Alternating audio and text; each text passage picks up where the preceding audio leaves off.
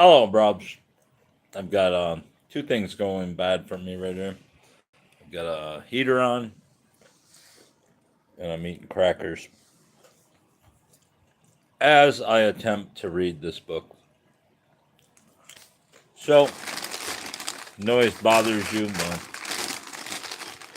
pardon me. But here we go. Let me chew a little bit more.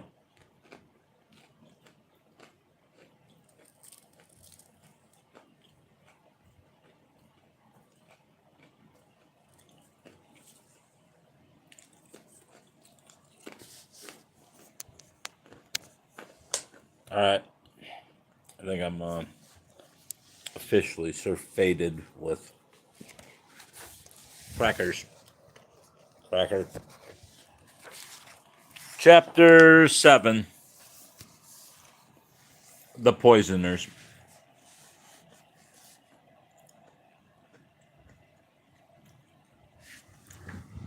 All right.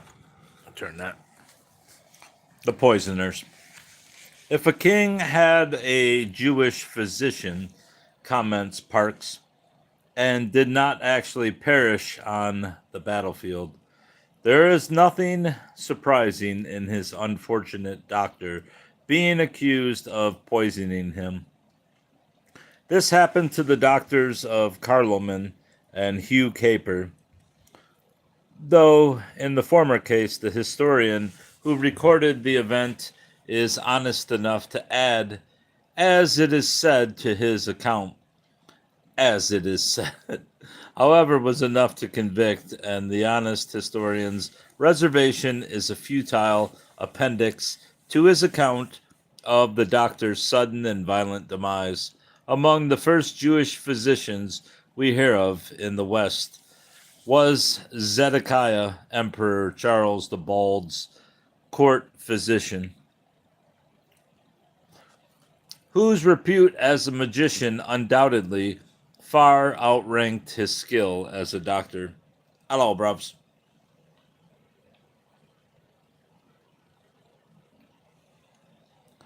He too was accused of poisoning his emperor in 1877 or 877, and though the sources do not consider it worth mentioning, he no doubt suffered a similar fate.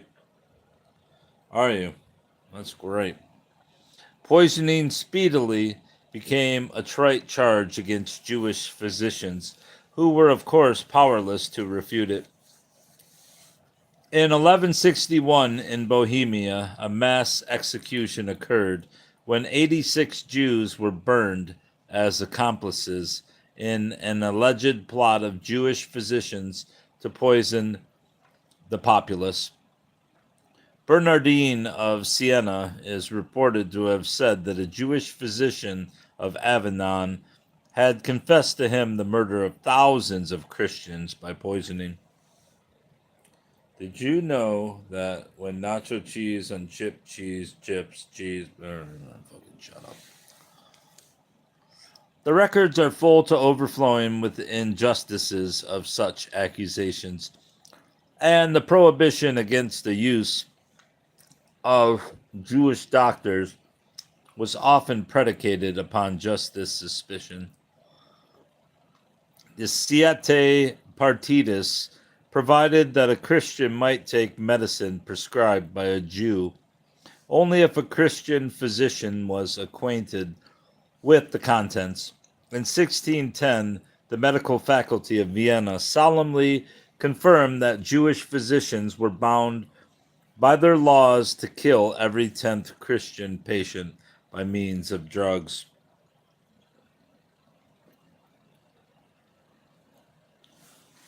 I would answer you, but you made a stupid question, so you don't deserve to know.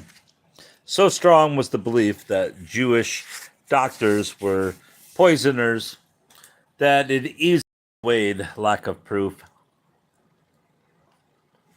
Queen Elizabeth felt constrained to order the execution of her physician, the converted Jew Rodrigo Lopez, on the charge of conspiring to poison her.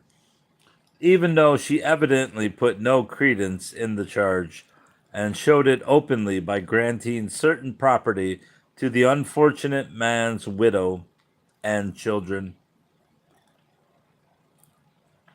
The accusation was, however, by no means restricted to physicians. Jews in general were considered especially adept in this art.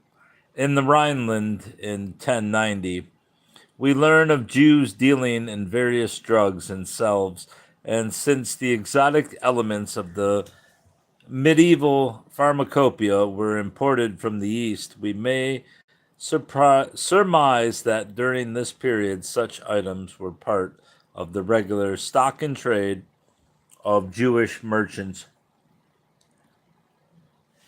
From the 11th to the 13th centuries, a number of rulers expressly accorded them the privilege of selling drugs and medicines. In the succeeding centuries, this policy was reversed, and the secular and religious authorities made repeated attempts to halt this trade. But drugs and poisons were practically synonymous to the medieval mind, and to the equation we may add sorcery as well. Poisoning was for a long time closely associated with sorcery and magic. Mysterious deaths might be attributed to the one or the other, and both purported to employ occult and sensational forces of nature. The same word was used in the Greek and in the Latin languages for poison and sorcery, for a drug and a philter or magical potion. The fact that men actually were poisoned supported the belief in the possibility of sorcery, and this belief, in its turn, stimulated excessive credulity in poisons, which were thought to act at a distance, or after a long lapse of time. A good many prominent Christians, laymen, and churchmen were brought to trial during the Middle Ages as sorcerers and poisoners, and the Jew naturally suffered from the coupling of the two concepts. The association is strikingly illustrated in the case of Elector Joachim's court Jew, Leipold, whose conviction as a poisoner was secured only through a successful prosecution as sorcerer. In 1550, the Polish king Sigismund Augustus demanded of Ivan IV the Terrible that he admit Lithuanian Jews into Russia for business purposes. By virtue of former commercial treaties between the two countries, Ivan curtly replied, "It is not convenient to allow Jews to come with their goods to Russia, since many evils result from them. For they import poisonous herbs into our realms and lead astray the Russians from Christianity." Luther wrote, "If they, the Jews, could kill us all, they would gladly do so, and often do it, especially those who profess to be physicians. They know all that is known about medicine in Germany. They can give poison to a man, of which he will die in an hour, or in 10 or 20 years. They thoroughly understand this art. If there is high praise hidden in these words, it was wholly unintended." Luther himself seems to have been particularly in dread of being poisoned by Jews.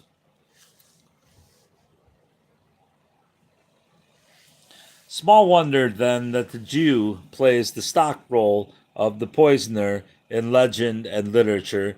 The Elizabethan drama was afflicted with a rash of Jewish poisoners, who appeared in at least 9 plays written within a few years at the turn of the 17th century.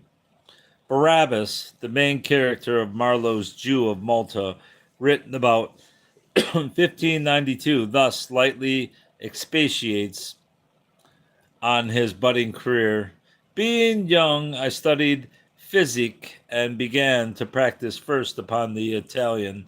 There I enriched the priests with burials and always kept the sexton's arms in ure. with digging graves and ringing dead men's knells. And in the course of the drama, as serenely poisons first the thief, then a whore, and finally his faithful slave, Ithamore, for whose benefit he had been reminiscing in the quoted lines. John Marston's Malcontent, 1604, attests the high repute of the Jew and of his rivals in this bit of dialogue. Mendoza, canst thou empoison Malevoli? Excellently, no Jew, apothecary, or politician better. The hell kind of pronunciation is this? The frequent repeated legislation. All right. The frequently repeated legislation embodied in secular and ecclesiastical codes forbidding Christians to purchase meat and other foodstuffs from Jews was often motivated by the suspicion that they might have been poisoned, as the Vienna and Breslau councils of 1267 and the statutes of Valladolid 1412 expressly stated, though Christian annoyance over the fact that Jews sold them those parts of the slaughtered animal which they themselves could not eat because of ritual restrictions was probably equally responsible for the prohibition.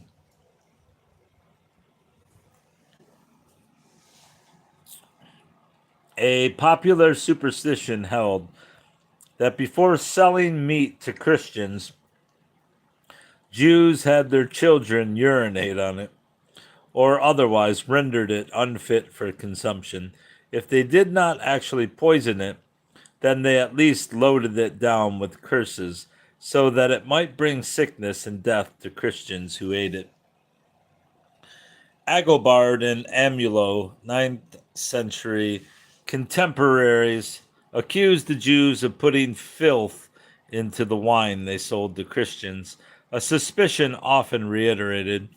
A 15th century Sicilian ordinance forbade the sale of Jewish-made wine because it is not fitting that the Christian should drink the grapes trodden out by the feet of Jews, and also because of other deceptions which might be practiced by the admixture of filthy things.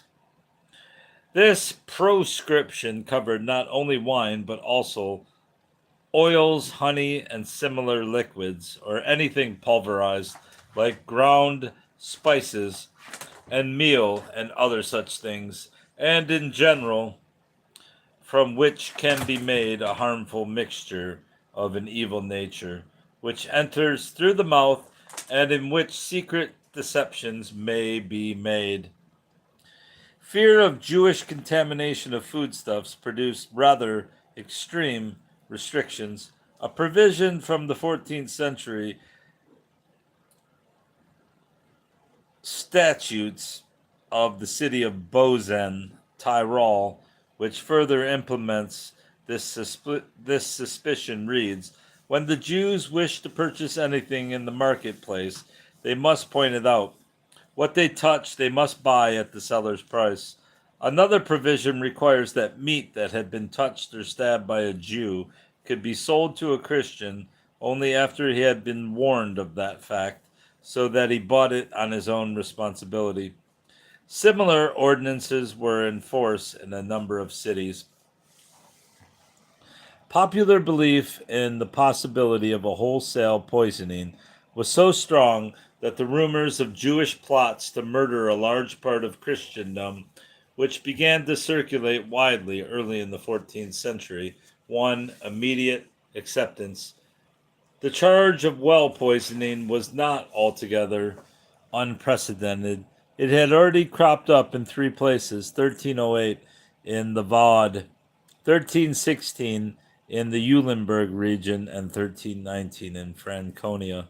Prior to the first really serious incident, in 1321 the lepers of France were accused of harboring the same design and suffered widespread persecution, but it shortly appeared that they were little more than agents and that the Jews had been the responsible entrepreneurs behind the scheme.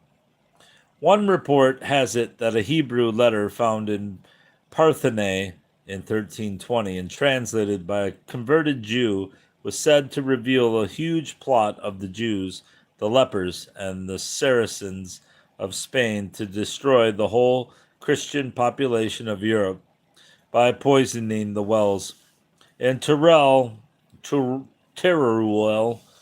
Aragon, a Christian, arrested and tortured for having thrown poison into the local wells, at first placed the responsibility upon a Breton, but when this evidently did not satisfy his interrogators, who continued the torture, he recalled that it was really the Jews who had put him up to it.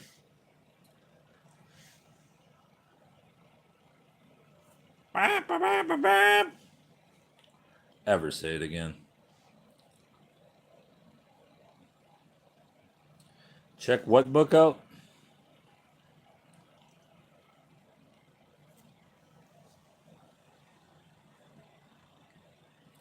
The chronicler of Saint Denis, or is it Denis, recounts that a great and rich Jew had hired the lepers to do this and had given them the recipe for the poison, which contained human blood and urine, three kinds of herbs, the names of which he did not know or did not wish to disclose, and also the body of Jesus Christ. This purports to be the confession of a leper of great renown. Another account would have the poison include adders' heads. Adders' heads. I mean, what kind of fucking... Adders' heads, toads' legs, and women's hair.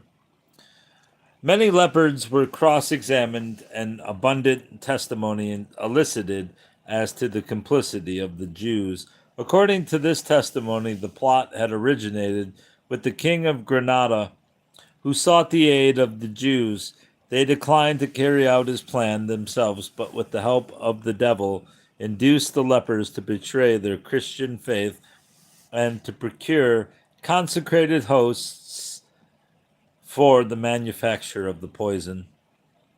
Some of the lepers even went further in this confession. In their confessions, some of the lepers went even further in their confessions and told of 4 meetings attended by delegates from the various leprosies. I didn't know there were leprosies. At which, following, please cooperate, motherfucker.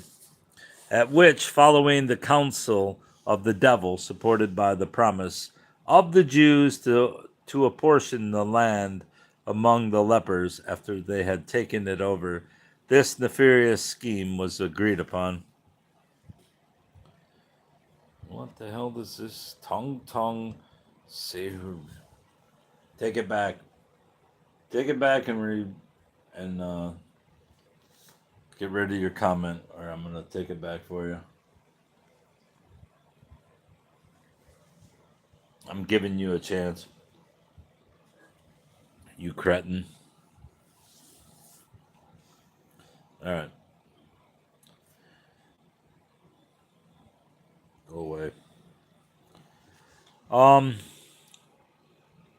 Evidently, little credence was placed in these tales, for an edict issued June 21st, 19... Or, Jesus Christ. Alright, I need some tonic water. All these stupid comments are really throwing me off. I need inspiration, not fucking... an endless litany of dullardry. Evidently, little credence was placed in these tales, for an edict issued June 21st, 1321, directed the arrest and punishment of the lepers involved without mentioning Jews. However, The incident could not be left wholly unexploited. It would appear that the Parliament of Paris, the king's highest court, exacted a large fine from the Jews of France in consequence of these reports.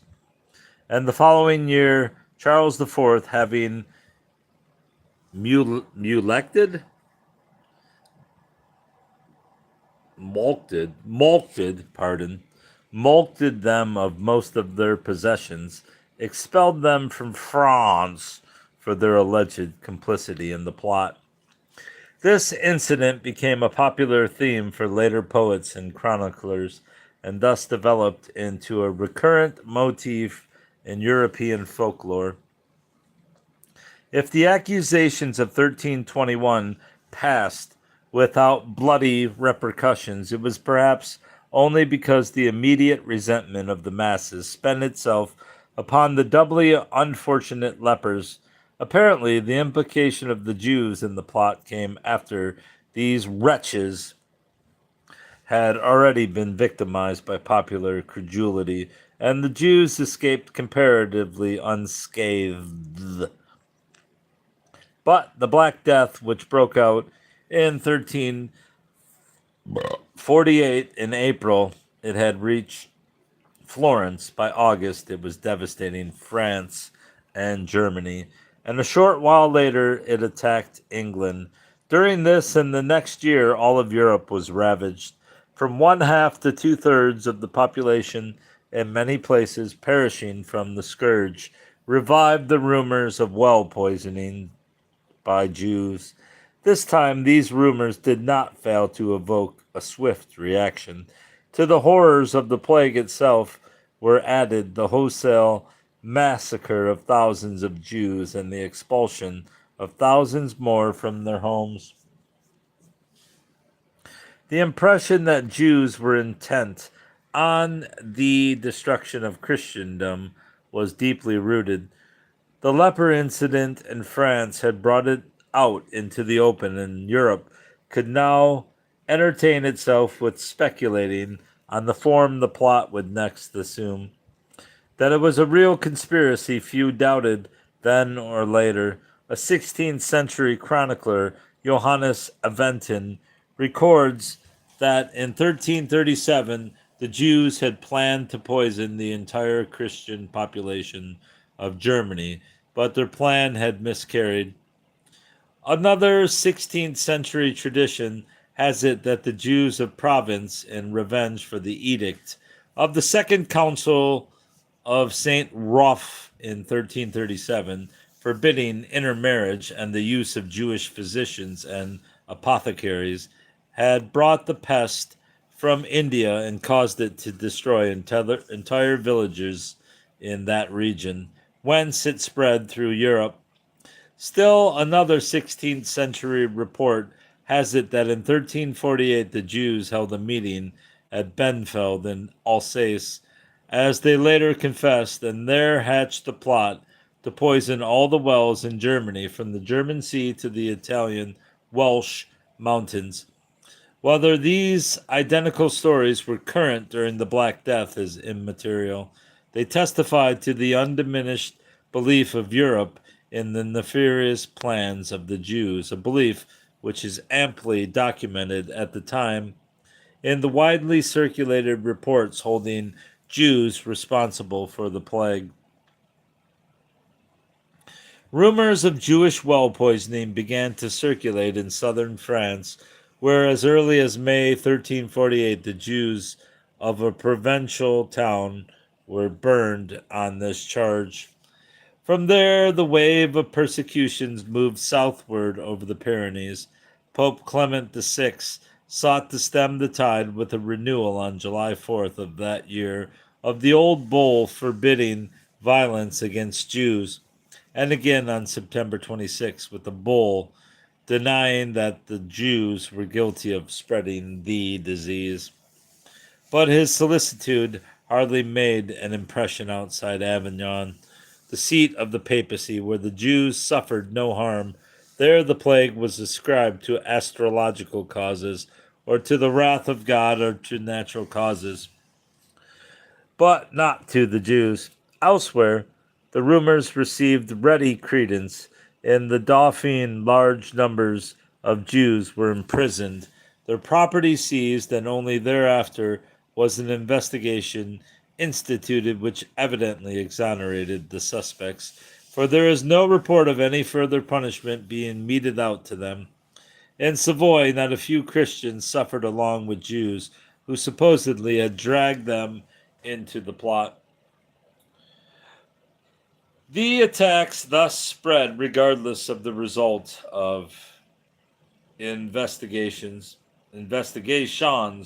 which indeed occasionally turned up the confession of a Jew to strengthen the rumor, as was the case at Chillon on Lake Geneva.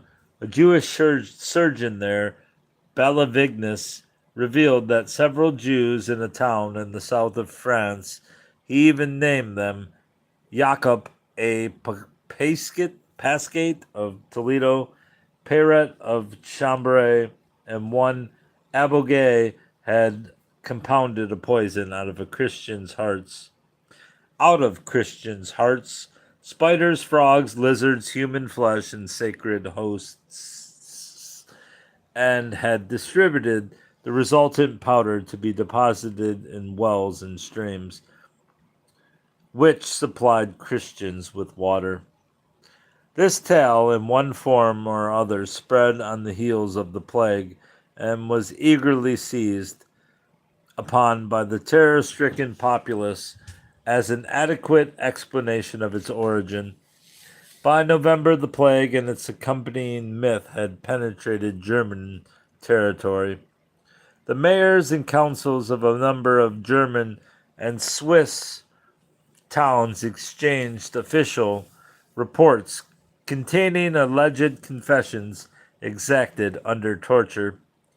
At Bresach in Breisgau, it was discovered that all the Jews of Strasbourg, Basel, Freiburg, and Bresach were in league and had jointly hired agents to deposit the poison, which the Jews of Basel supplied in the wells.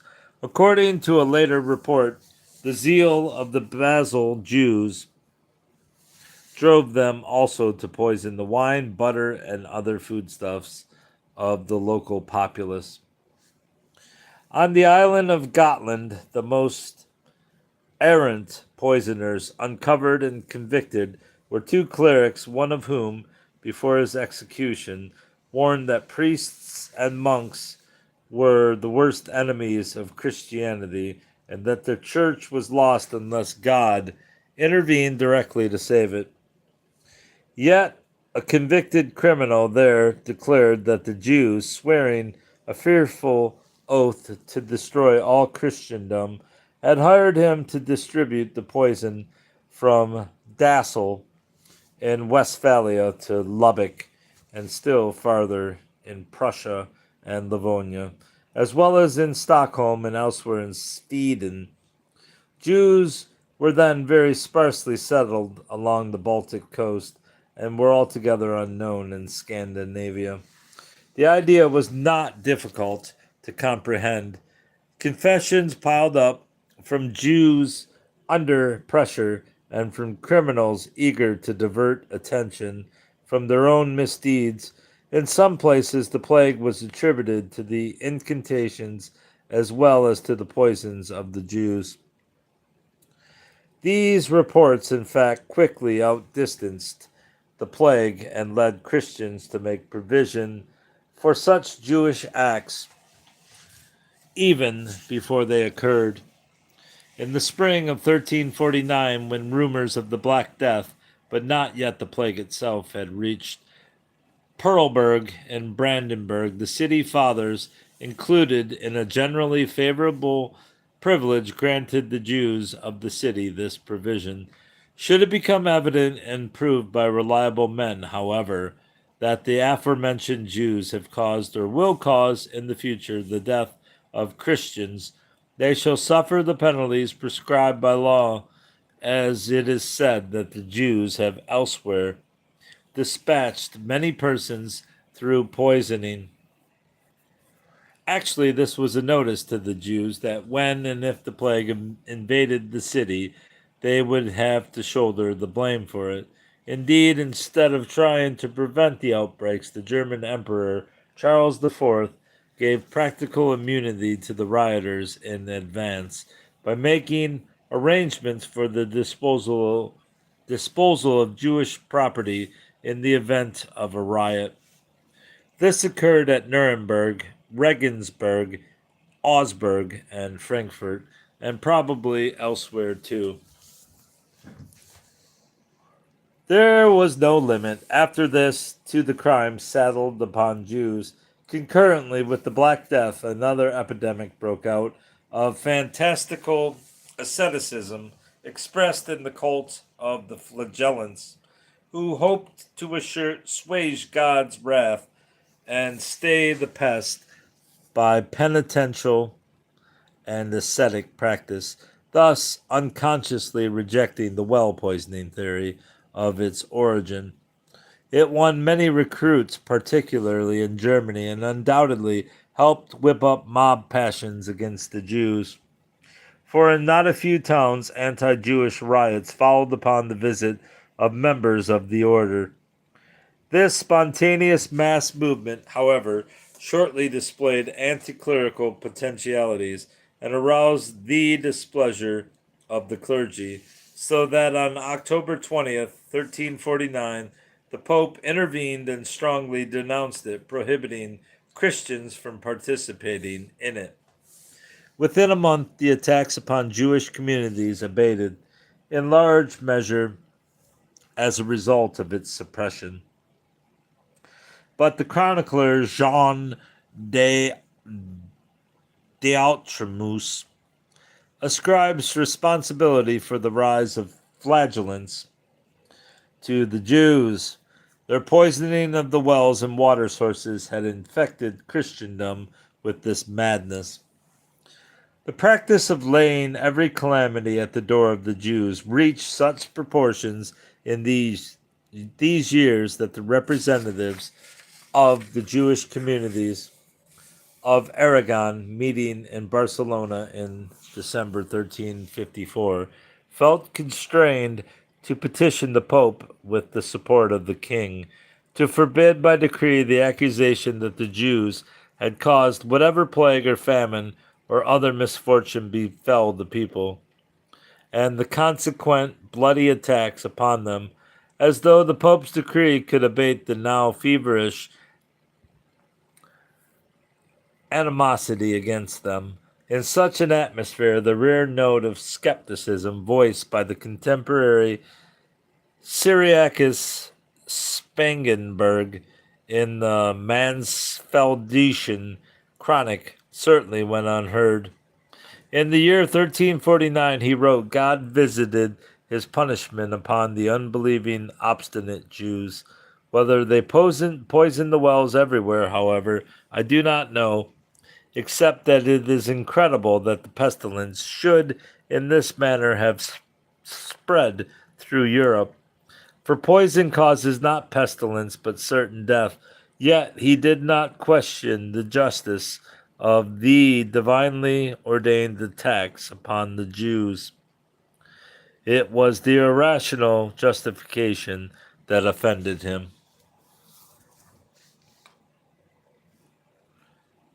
It may be mentioned parenthetically that an incidental byproduct of the calumnies heaped upon the Jews during the Black Death was Shakespeare's Shylock.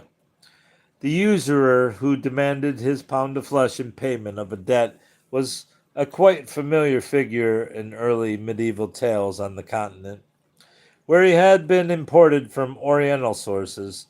In these early versions, he is a Christian or a heathen.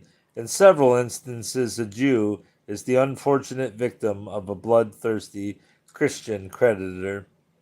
He appears as a Jew for the first time in Giovanni Fiorentino's collection of tales, Pecorone, in 1378.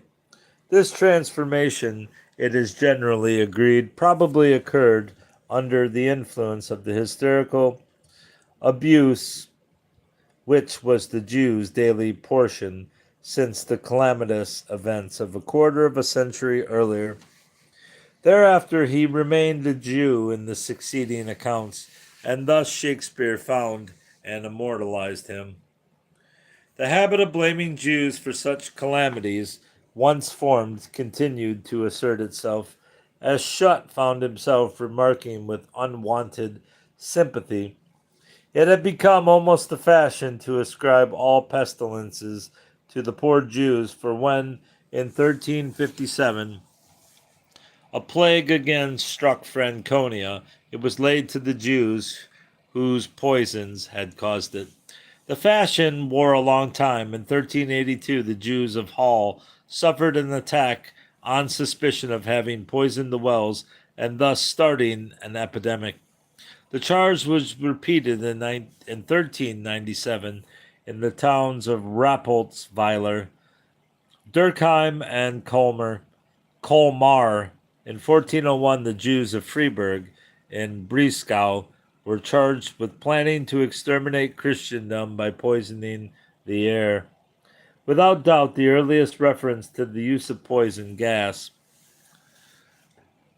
These rumors were still in sufficient currency to lead Pope Martin V to issue a bull, February 20th, 1422, forbidding the dissemination of the well poisoning accusation as unjustified. All clerical and lay preachers of whatever rank, degree, order, religion, or circumstance were instructed to cease preaching such fables. Yet it was one of the reasons advanced for expelling the Jews from Cologne only 2 years later. This was a hardy myth indeed. It cropped up in 1448 and 1453 in Schweitznitz and in 1472 in the city of Regensburg. In 1475, during a brief outbreak of endemic disease, the Jews of Germany were again accused of seeking to poison all the wells in the land. Early in the 1500s, Johann Pfefferkorn laid the same intent to his former co-religionists in Hall. In 1541, it made an appearance in Brieg, and in 1543 in Schweidnitz again, and this list can hardly be said to be complete. In 1580, there was an epidemic in Aix, I don't know how to say it, I looked it up earlier, months ago. The ancient capital of province. Thomas Flude, an English physician who was then living in Avignon, is said to have diagnosed its cause as poison which the Jews rubbed on the knockers of doors. The method allegedly used to obtain this poison is so curious that I cannot resist describing it. For whatever use it may still have, the Jews enticed a red-headed Englishman, so Flood says, into one of their homes, tied him to a cross during the heat of the dog days, inserted a piece of wood in his mouth to keep it open, and had some adders sting him in the back. The poor man soon died, and the Jews collected the slaver dripping from his mouth, out of which they manufactured the disease bringing unguent. Other Jews used the red-headed woman. The color of the hair was evidently crucial for this purpose, burying her alive up to her breasts, which they had adders sting until she drooled. This was the product of the good doctor's private research in epidemiology. The pestilence of 1679 in Vienna, which first appeared in the Jewish quarter of Leopoldstadt, was likewise ascribed to the Jews by Abraham A. Santa Clara, at first somewhat hesitantly. The pestilence broke out because of the bad living conditions in the ghetto, he surmised, but this explanation seemed too simple, and he later made the direct charge that they had maliciously started it, for it is well known that such pestilential epidemics are caused by evil spirits, by Jews, by grave diggers, and by witches. It is worth recording, too, that in the opinion of Johann Jakob Schutt and other worthies, the French disease was unknown in Africa until the Jews brought it with them after their expulsion from Spain and transmitted it to the natives. And that's the end of chapter 7. Savon. That's the end of this, bruv. Goodbye.